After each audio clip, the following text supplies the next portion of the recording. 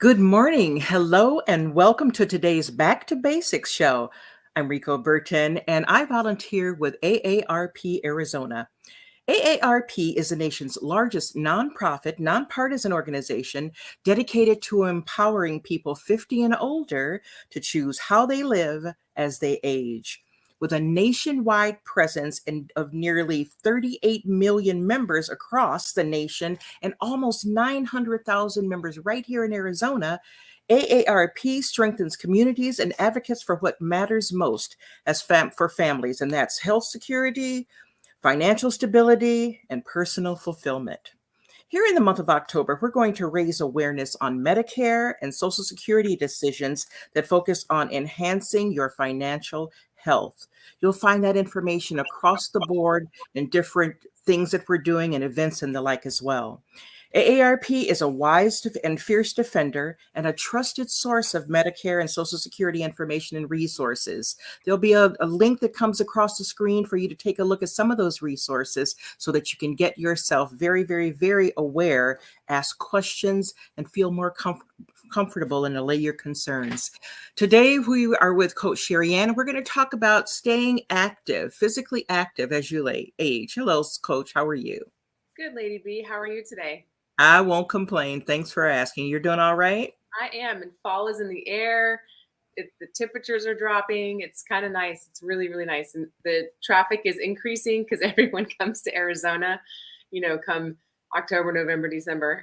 So, Absolutely. And so if any of the people that are watching are from different places, let us know where you're coming from. And if you have questions, feel free to put them in the chat and we'll hopefully get to them. Thanks a bunch. yes. Coach, what do you have for us today?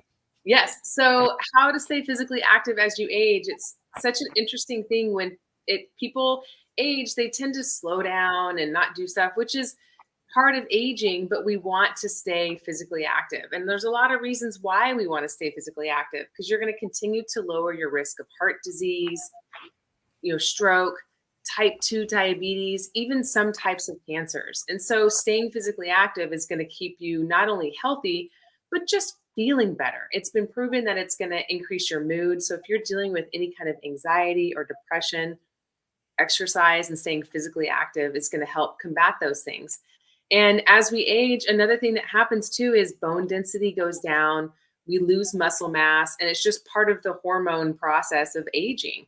So as you stay physically active, not only are you going to slow the muscle mass decrease and you'll maintain as much bone density as possible. Those are important things because if you fall, you don't want to have brittle bones. You want to be able to have strong bones because you don't want to have injuries, if you fall, because falling is also another huge part of aging. And so as you're staying physically active, you're going to be able to hopefully prevent some of those falls that could be happening. And one of the biggest things too about aging is maintaining that independence. No one likes to lose their independence. And if you are facing some disabilities or some issues, your independence is, it's at risk. And so staying physically active, even if you have disabilities, will help you maintain that independence, because we all want to have our independence, right? Indeed. Having it taken away is not a good thing. And if you're facing some type, as we also, if you get up so Lady B, when you get up in the mornings, are you a little stiff? Do you have aches and pains that kind of loosen and go away as you start moving around in the morning? You're giggling. Some days, not all, but some days, yeah, it is a matter of stretching and getting yourself prepared. It takes a little more to get it together than it did 15 years ago. But your moving helps it, right? So once you start moving, those aches and pains kind of subside. So staying physically active also helps you lower your pain, and also in some ways, some people argue that it increases your pain tolerance. And there is that part of it, but it also is reducing your pain because you're moving more and more.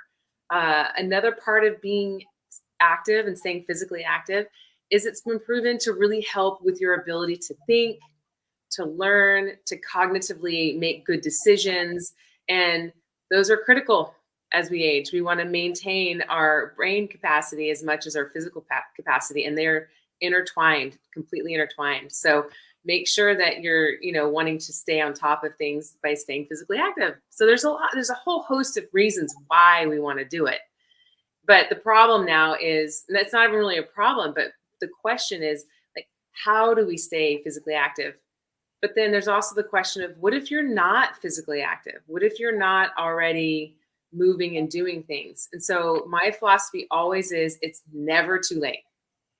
It's never too late to get started. And so if you have years left, you want to live those as vivaciously and vibrantly as possible. So it's never too late. So if you are just now getting started at moving physically, you want to make sure that you talk with your doctor. I always have to give that disclaimer, in case you have any kind of ailments or disabilities or anything or any conditions, heart conditions, you definitely want to consult with your doctor before you start anything new. And that's just to make sure that you're getting started on the right path.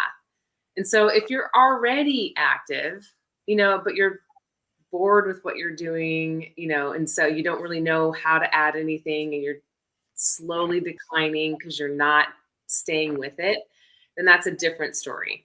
So, so tip number one is check with your doctor. Make sure that you're checking in and making sure that you're good to go and you can start a physical routine. And then tip number two is depending upon where you're at, you want to aim for 150 minutes a week. And how I like to break that down for people is just shoot for 30 minutes 5 times a week. That's totally manageable, right? That's something easily to bite off and chew, right, Lady B? That's not 30 minutes isn't too much 5 times a week. Shouldn't be. No, no. And you can get that in 3 10-minute increments or 2 15-minute increments. You don't have to do it all in 30 minutes. And when I say 30 minutes, and that's moderate activity. That's, feeling your heart rate increasing, not just a leisurely walk down the block. Like get out and make sure that you're feeling your muscles move and feel like you're breathing a little bit harder than you would be if you were just standing in your kitchen. So make sure you're elevating that heart rate and getting out and moving 30 minutes 5 times a week. And if you want to do more than that, and if you're capable, by all means do that. That's just the minimum to aim for. And like I said before, if you're just starting out, you can easily increase that. You can start with 5 to 10 minutes and then just slowly, slowly build it over the course of a couple of weeks. And then before you know it, you'll be there. So that's easy enough.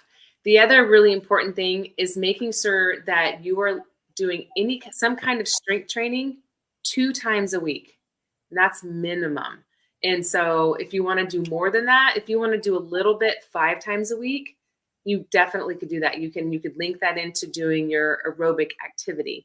But doing some sort of strength training is really, really imperative to helping reduce that muscle mass loss that you're going to lose as you age and improving your bone density. Are we talking about strength training for your core or the body, or what specifically? Your whole body. Think about major muscle groups. And if you don't have to go to the gym for this. It's not going to be costly for you. And if you don't have weights at your house, you can use exercise bands. Those are really affordable to buy at Target or online. And you can also use cans, like canned goods. You can use water bottles. Those are great. So you can use things around your house. You can use books. If you're like me, I have a library of books and I have some big books too. So there's things that you can use inside your house. You don't have to go buy weights. I do like exercise bands though, and they're very, very cost effective. They're not very expensive and they're great because you can use them as a resistance training, but just using your own body weight. And so thinking about major muscle groups and practicing going from a sitting to a standing position. Those are using your major muscle groups of your lower body. And like I've said in the past, when you're sitting, think about how you stand up. A lot of people have a tendency to rock their bodies forward and like use momentum to stand up. And I always encourage people, if you're sitting in a chair, pick your feet up, put them on the ground firmly, and then just stand right up. And you're using your glutes, which are your buttocks, your quads and your hamstrings. You're using those big muscle groups of the legs. And these are important muscles to help with walking and to prevent from falling. You're So using those knees too, and that's the problem. That's why people are rocking and carrying on. If we're up here rocking and carrying on to get on, this is just an aside note, y'all. It's time to make sure you have an AARP membership, okay? I'm just saying. you need to start using that body a little bit more. Yeah. But and so it's just making sure that you are utilizing your body and doing push-ups against the wall. You don't have to go down to the ground, or you can find a sturdy chair in your house or a bench and just doing push-ups. But sometimes push-ups are kind of, people freak out when they think I have to do a push-up. But if you're doing it on the ground, do it on your knees. Your knees can be on the ground, and you're just really working that upper body, your arms, your back actually is involved in doing a push-up too. But even if you're doing it against the wall, you're actually getting some of that movement in. And the other good thing about doing push-ups is it has a tendency to open up our chest, because everything we do is forward. And if you watch a lot of older people that haven't utilized their bodies the way we're designed to utilize them, they end up with this like hunchback, because everything we do is forward, and they're not exercising their back and their chest to be able to keep their sternum elevated and their shoulders back. And that's why you see a lot of older people just kind of hunched over. And so really practice that posture on a regular basis. And so, but doing core exercises too is really important. And that's kind of goes into my tip number 3, and that's doing balancing exercises. Balancing exercises are so critical for maintaining your independence so that you don't have an accident and fall. And we do lose our balance as we age because we're not utilizing it and challenging it. And just doing easy things, such as like, if you've never done these exercises, start super simple, like in your kitchen on your countertop. So you have your hands on your countertop to keep you stable, or you can use a chair, but just standing with your feet shoulder width apart, and then close your eyes and see what your body does. And you don't need to touch your counter until you absolutely need to, but just closing your eyes and standing there with your feet shoulder width apart, you'd be amazed at how many people start swaying, because they just aren't, because they were so visually, we use visual cues to keep our balance, but we want to have that balance even with our eyes closed, because it's that much better when our eyes are open. So start with just touching your countertop, because you'll feel yourself start to sway. And then do the same exercise with your feet right next to each other, not shoulder width apart, but right next to each other, and see how different it is. And then once you can execute that for 30 seconds, holding with your eyes closed, then try lifting one foot off the ground and just doing it on one foot. Eyes open first, then close your eyes and see how well you can maintain your balance. Doing these exercises are so easy and so simple, and will yield such huge benefits for you.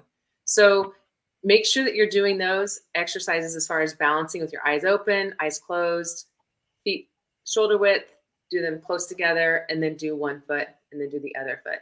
Now, And if we find that there's something going on here where our balance doesn't seem to be quite kosher, at what point do we know, or do we think that we should go see a physician or to seek some kind of help? if you don't feel like you're improving at all and doing just 30-second exercises over a course of a week, definitely go have because it could be an inner ear issue. It could be it could be in any number of things. But as we age, we have, well, I mean, this is really anybody, but we have a tendency to take things for granted. And balance is definitely one of them, because we don't ever practice like closing our eyes.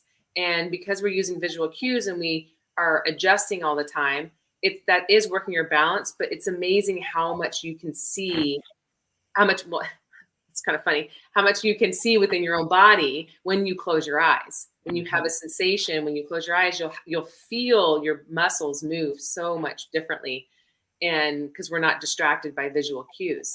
But yeah, so if you don't feel or see any improvement over the course of a week of doing these exercises, then definitely go have your inner ear checked. Go talk to your doctor about your balance.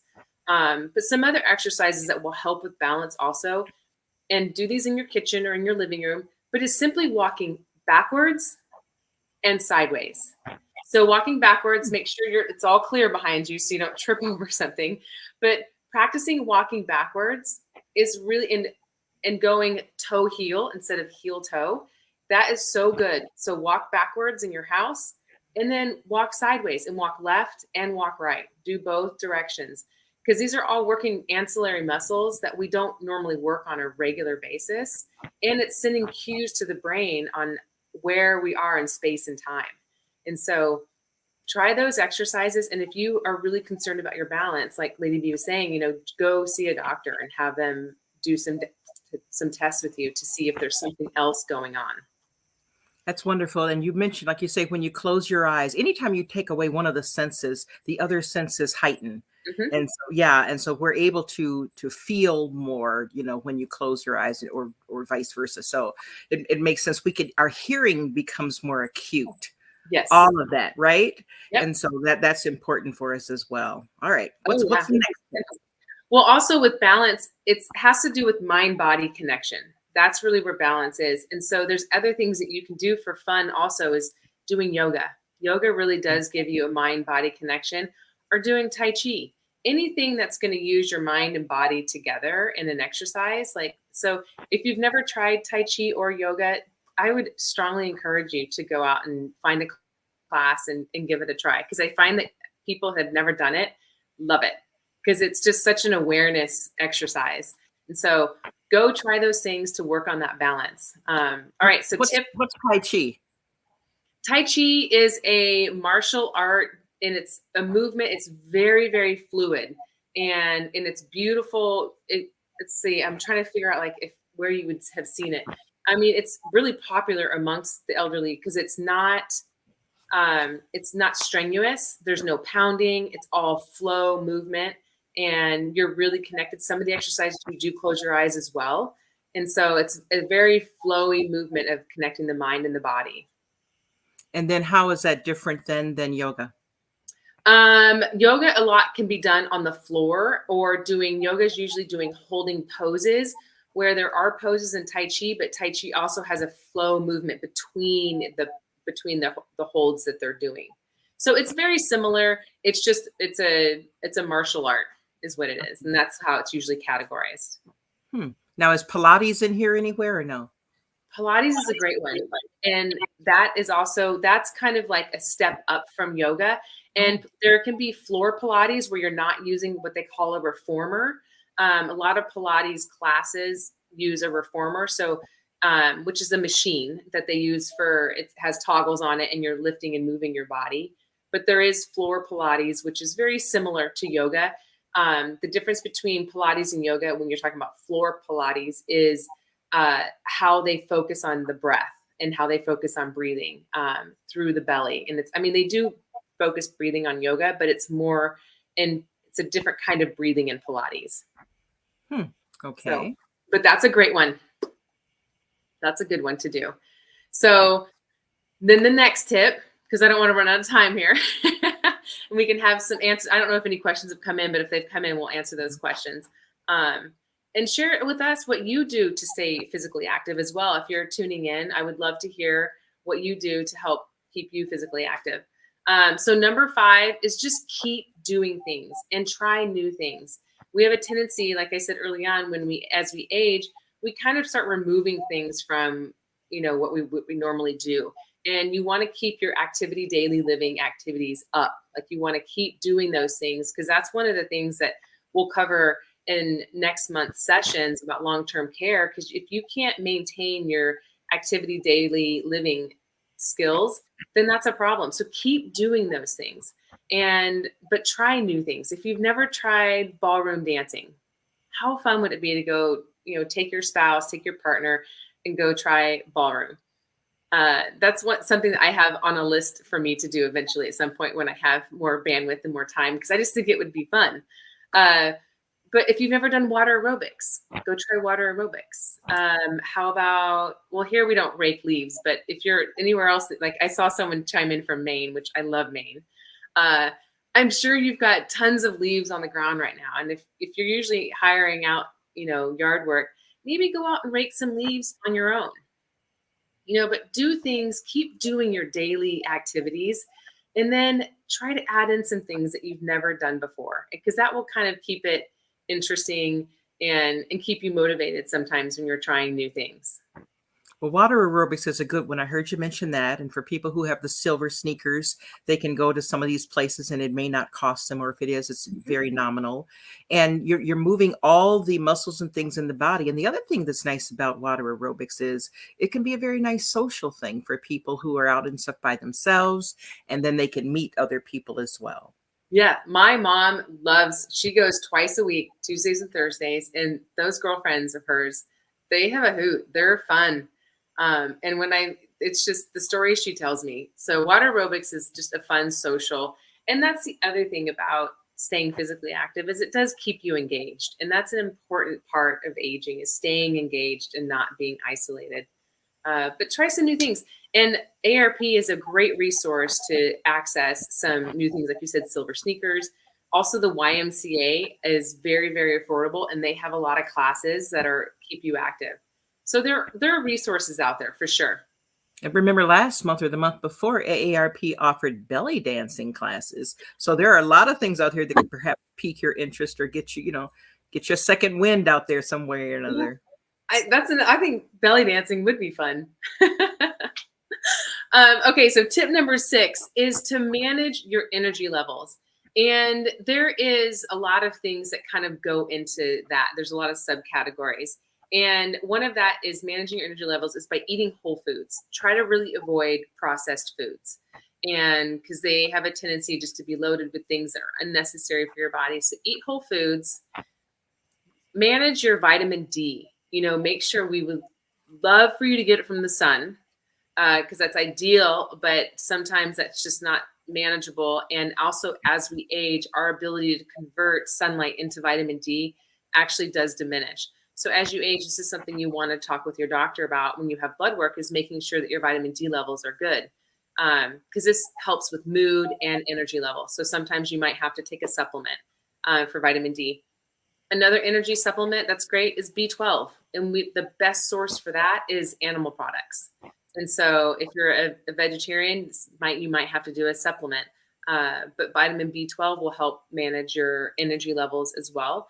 And the fact is that the more you move, the more energy you have. Sometimes some people are like, I'm just so tired.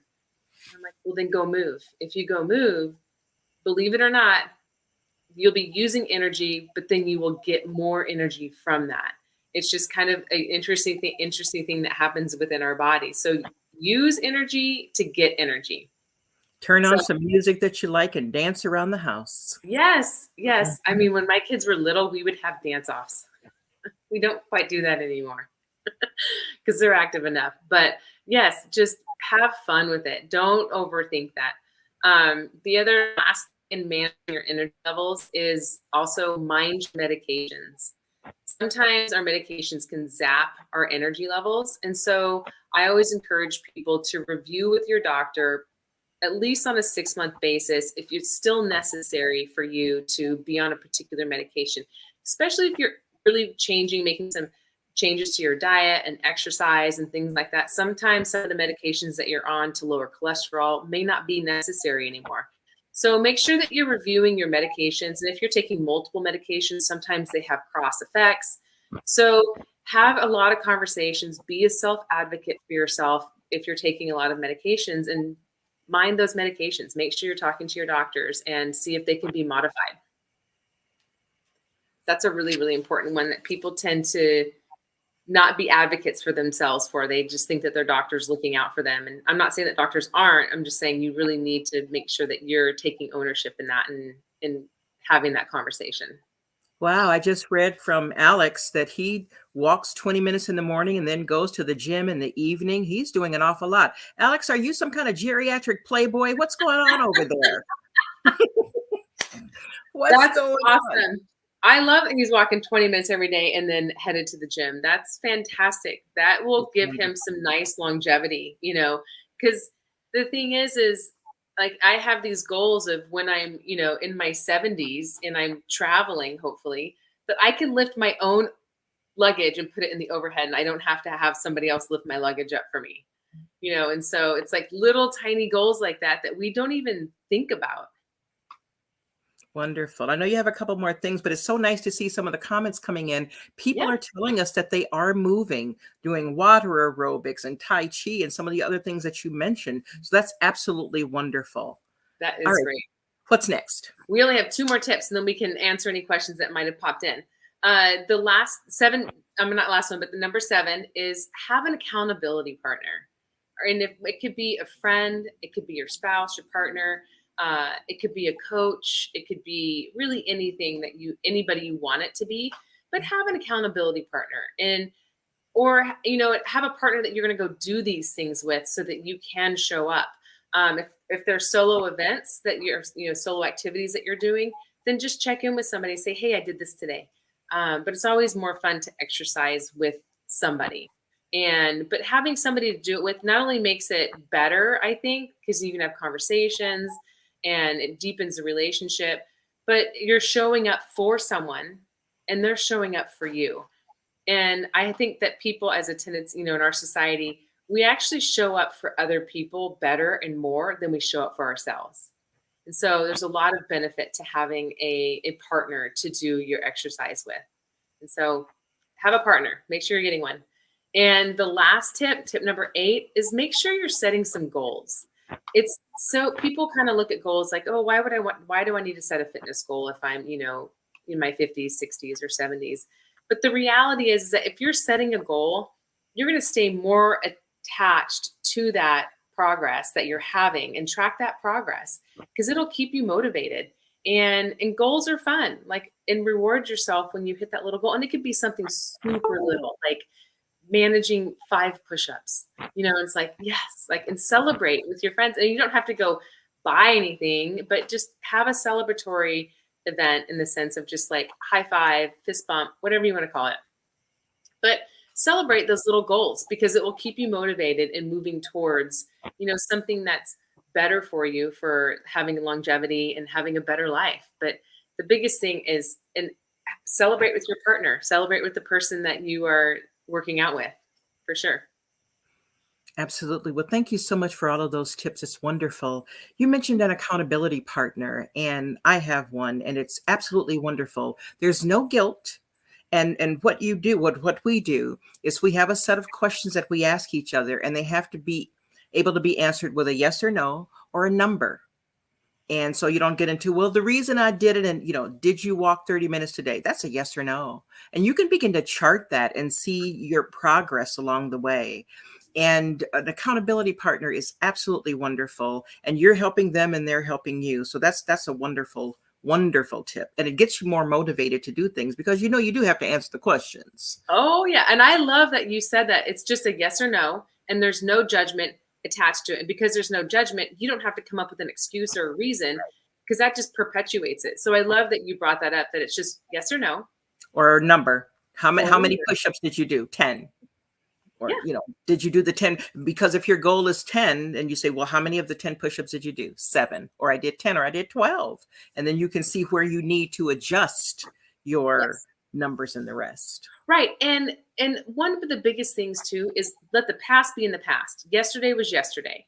All you can control is today. So stay present to what you're capable of doing today and just do that and then focus on tomorrow. But let the past be in the past. There's no reason to come up with excuses or reasons as why something didn't happen. Or it did happen. Like, let's just focus on what we can control today. And it's always, my saying is control the controllables.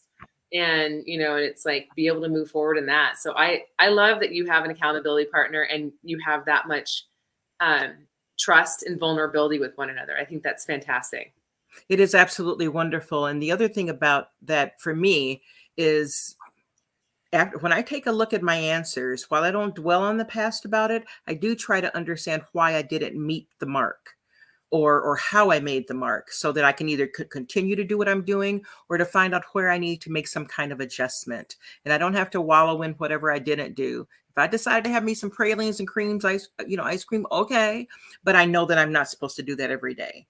And was that an emotional thing? Or, how did I get there? What did I do? So understanding that helps you understand, for me, helps me understand myself and to move forward faster, I think.